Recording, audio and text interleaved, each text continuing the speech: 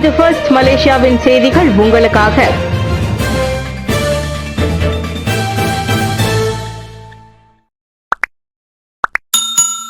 மக்கோதா வாழ்க்கை செலவினம் மற்றும் திடீர் வெள்ள பிரச்சினை கலந்தாய்வு செய்யப்படும். B40 குழுவினரின் வாழ்க்கை செலவினம் மற்றும் திடீர் வெள்ள பிரச்சனையை கையாள்வதற்கான பரிந்துரைகள் விரைவில் ஜொகூர் மாநில சட்டமன்ற கூட்டத்திற்கு கொண்டு செல்லப்படும் என்று மக்கோதா தொகுதியின் சட்டமன்ற உறுப்பினர் சயித் ஹுசைன் சயித் அப்துல்லா தெரிவித்துள்ளார்.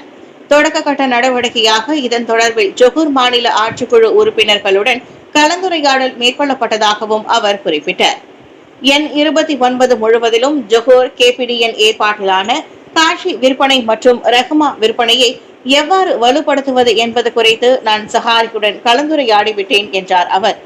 அதை தவிர்த்து குலுவாங் மாவட்டத்தில் 6ஆம் படிவத்திற்கான சிறப்பு கல்லூரி ஒன்றை தொடங்கும் முயற்சியை வலுப்படுத்துவது, 2026ஆம் ஆண்டிற்குள் ஜொகூரை வாங்கும் சக்தியை உட்பட வீடுகளை குறைந்தது 90 விழுக்காடு பூர்த்தி செய்யப்படும் இலக்கை அடைவது ஆகியவையும் அம்முயற்சிகளில் அடங்கும் என்று சயித் ஹுசைன் கூறினார். நேற்று குலுவாங்கில் கெடாய் காபிதாங் லீசிங்கிற்கு வருகை புரிபவர்களையும் வியாபாரிகளையும் சந்தித்த பின்னர் நடைபெற்ற செய்தியாளர் சந்திப்பில் அவர் அவ்வாறு கூறினார். பருவமழையை எதிர்கொள்ள தயார் நிலையில் இருப்பீர், 5வது சுல்தான் முகமது வலியுறுத்து. பருவமழை காலத்தை எதிர்கொள்ள எப்போதும் தயார் நிலையிலும் விழிப்புடனும் இருக்குமாறு கிளந்தான் சுல்தான் 5வது சுல்தான் முகமது பொதுமக்களுக்கு அறிவுறுத்தியுள்ளார். சீரற்ற வானிலையால் குறிப்பிட்ட சில பகுதிகளில் வெள்ள அபாயம் அதிகமாக இருப்பதாக அவர் கூறினார். எனவே மக்கள் அனைவரும் விழிப்புடன் இருப்பதோடு அமலாக்க தரப்பினர் வழங்கும் வானிலை எச்சரிக்கைகளை எப்போதும் பின்பற்றுமாறு கேட்டுக்கொள்கிறேன். இதனால் அசம்பாவிதங்களை தடுக்க முன்கூட்டியே தயார் நிலையில் இருக்க முடியும் என்றார் அவர். நேற்று கோதபாரவில் உள்ள இஸ்தானா பாலாய் முசாரில் நடைபெற்ற 5வது சுல்தான் மஹமூதின் 55வது பிறந்த நாளை முன்னிட்டு கிளந்தான் மாநிலத்தில் உயரிய விருது மற்றும் பதக்கம் வழங்கும் சடங்கில் அவர் இத்தகவல்களை பகிர்ந்து கொண்டார். 3 முக்கிய அம்சங்களில் தெற்கத்திய நாடுகளின் மிகப்பெரிய பங்களிப்பு குறித்து மலேசியா வாதம். ஐக்கிய நாடுகள் அமைப்பின் பொது பேரவை UNGA-வின் 79வது அமர்வில் உலகளாவிய ஆளுமை, வளர்ச்சி நிதி மற்றும் பருவநிலை குறித்த நடவடிக்கை ஆகியவற்றில் தெற்கத்திய நாடுகளின் மிகப்பெரிய பங்களிப்புக்கான முக்கியத்துவம் குறித்து வலுவான வாதத்தை மலேசியா முன்வைத்தது. அதோடு வளரும் நாடுகளின் கருத்துக்களை புறக்கணிக்க முடியாது என்ற கருத்தும் அதில் வலியுறுத்தப்பட்டது. நியாயமான மற்றும் சமமான உலக ஒழுங்கை உருவாக்குவதற்கான மலேசியாவின் பார்வையை UNGA-வில் பங்கேற்க வெளியுறவு அமைச்சர் ஸ்ரீ முகமது ஹசான் கோடி காட்டினார். பல அனைத்துலக வழிமுறைகள் தற்போது ஏற்புடையதாக இல்லை என்று குறிப்பிட்ட அவர், இது வளரும் நாடுகளுக்கு பெரும்பாலும் சுமையாக அமைவதோடு அவற்றின் முக்கியமான தேவைகளை புறக்கணிப்பதை சுட்டிக்காட்டினார். GSBH இருவரின் தடுப்பு காவல் நீட்டிப்பு. நேற்று நிறைவடைந்த GSBH நிறுவனத்திற்கான நிதி நிர்வகிப்பாளர் என்று நம்பப்படும் நபர் உட்பட இருவருக்கான தடுப்பு காவலை ஷாலாம் மேஜிஸ்ட்ரேட் நீதிமன்றம் நீடித்துள்ளது. 50 வயதிற்கு உட்பட்ட அவ்விருவரும் நேற்று தொடங்கி 5 நாட்களுக்கு தடுப்பு காவல் உத்தரவை துணை பதிவாளர் நோ ஷாஹிரா அப்துல் சலீம் வெளியிட்டார். 2001ஆம் ஆண்டு சிறார் சட்டம் செக்ஷன் 31A உட்பட 2022ஆம் ஆண்டு ஆட்கடத்தல் மற்றும் புலம்பெயர்ந்தோர் கடத்தல் தடுப்பு சட்டம் ஆகியவற்றின் கீழ் அவர்கள் இருவரின் மீதான விசாரணை மேற்கொள்ளப்படுவதாக அவர்களின் வழக்கறிஞர் ரோஸ்லி கமாருடின் தெரிவித்தார். GASB ஹோல்டிங்ஸ் நிறுவனம் தொடர்பிலான வழக்கு விசாரணைக்கு உதவும் வகையில் கடந்த செப்டம்பர் 23ஆம் தேதி தொடங்கி 7 நாட்களுக்கு அவ்விருவரும் தடுத்து வைக்கப்பட்டிருந்தனர். GSBH நிறுவனத்தின் நிதி நிர்வகிப்பாளர் என்று நம்பப்படும் நபர் ஒருவர் செப்டம்பர் 23ஆம் தேதி பினாங்கு பட்டவத்தில் மேற்கொள்ளப்பட்ட 4ஆம் கட்ட ஒப் குளோபல் சோதனை நடவடிக்கையின் வழி கைது செய்யப்பட்டதை தேசிய போலீஸ் படை தலைவர் தான் ஸ்ரீ ரசருடின் ஹுசைன் கடந்த வெள்ளிக்கிழமை உறுதிப்படுத்தினர். அச்சுறுத்தல்களுக்கு அஞ்சி MA 63 இடம்பெற்றிருக்கும் அனைத்து அம்சங்களையும் நிறைவேற்றவில்லை.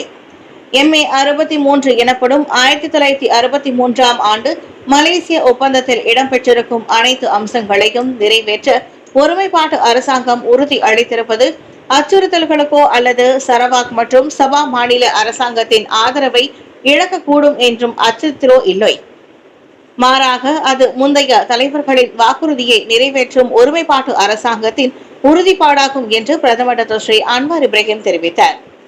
நேற்று சரவாக்கில் காப்பீட் மக்கள் தலைவர்களுடனான சந்திப்பு நிகழ்ச்சியில் உரையாற்றும் போது டாக்டர் ஸ்ரீ அன்வார் அவ்வாறு குறிப்பிட்டார்.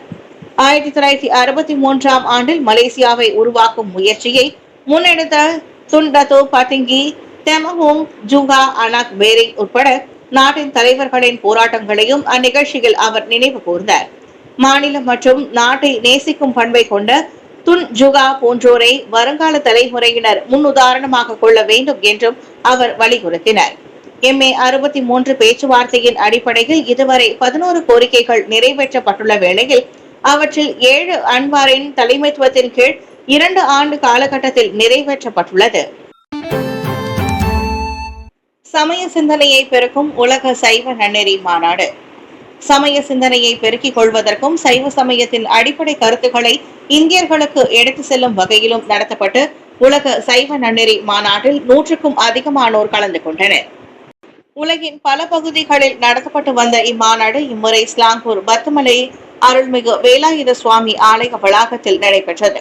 குறவர்கள், அறிஞர்கள் உட்பட பெரியவர்கள், மாணவர்கள், இளைஞர்கள் என்று உள்நாடு மற்றும் வெளிநாட்டை சேர்ந்த பல்வேறு தரப்பினர் கலந்து கொண்ட இம்மாநாட்டில் தருமபுர ஆதீனம் 27வது குரு மகா சன்னிதானம் ஸ்ரீலஸ்ரீ கையிலை மாசிலாமணி தேசிக ஞானசம்பந்த பரமாச்சாரிய சுவாமிகள் சொற்பொழிவு ஆற்றினர்.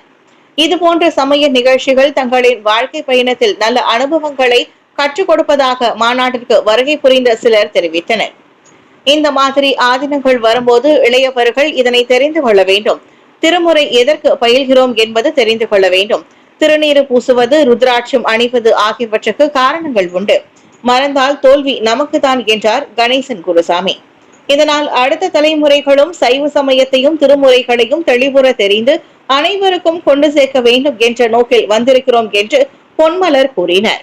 அது மட்டுமல்லாது சமய சிந்தனை மற்றும் சமய சொற்பொழிவுகளில் ஆர்வம் உள்ளவர்கள் தங்களின் சமய அறிவை பெருக்கிக் கொள்ளவும் இந்த மாநாடு சிறந்த தளமாக அமைந்தது.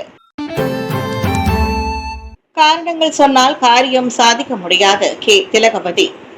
மாற்றுத்திறன், திருமணம், குடும்பம், நேரமின்மை போன்றவற்றை காரணமாக கூறாமல் அதனை கடந்து பாரா சுக்மா விளையாட்டுப் போட்டிகளில் பதக்கம் வென்று குவித்திருக்கின்ற நாட்டின் அம்பெய்தல் வீராங்கனை திலகவதி. குடும்பத்தாரின் ஒத்துழைப்பு, சரியான நேர நிர்வகிப்பு மற்றும் விடாமுயற்சி ஆகியவை தம்மை அம்பெய்தல் போட்டியில் வெற்றியாளராக உருவாக்கி உள்ளதாக கூறுகின்றார் கெடாவை சேர்ந்த இந்த சாதனை பெண்மணி. எண்ணங்களை ஒன்றிணைத்து கூர்ந்த பார்வையை கொண்டு அம்பெய்தும் இந்த விளையாட்டு போட்டி தமக்கு மிகவும் பிடிக்கும் என்றும் அது சீரிய இலக்கின் மூலம் தமக்கு வாழ்க்கை பாடத்தை போதிப்பதாகவும் திலகவதி குறிப்பிட்டுள்ளார்.